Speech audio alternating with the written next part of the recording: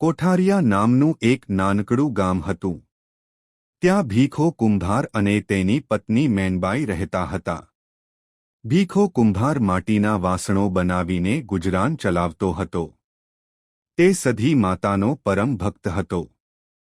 તેના બાપદાદાના સમયથી સધી માની ભક્તિ ચાલી આવતી હતી.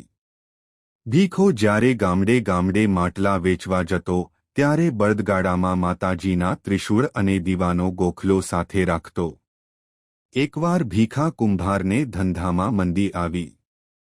ગામમાં કોઈ માટલા કે તવા લેતું નહોતું. તેણે વિચાર્યું કે બાજુના થોરાળા ગામે જઈને વેપાર કરું.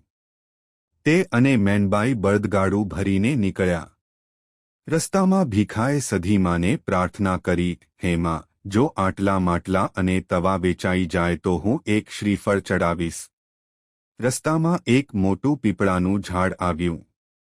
ત્યાં ભીખાએ વિસામો લીધો. તે ઝાડ પર વર્ષોથી એક ચૂડેલ રહેતી હતી.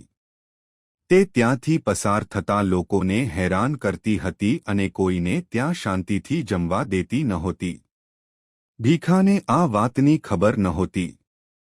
બપોરનો સમય થયો એટલે ભીખાએ અને મેનબાઈએ રસોઈ બનાવવાનું શરૂ કર્યું.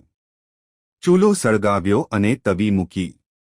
જેવો મેનબાઈએ રોટલો ઘડીને તવીમાં નાખ્યો, ત્યાં તો અચાનક તવીના ટુકડા થઈ ગયા. ભીખાને એમ થયું કે તાપ વધારે હશે. તેણે બીજી તવી કાઢી. ફરી રોટલો નાખ્યો તો એ તવી પણ ફૂટી ગઈ.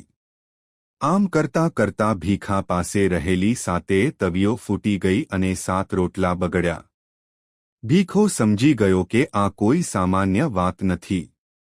તેણે પોતાની કુળદેવી સધી માને યાદ કર્યા. તેણે કહ્યું, હે માં, અમે ગરીબ છીએ, ભૂખ્યા છીએ. આ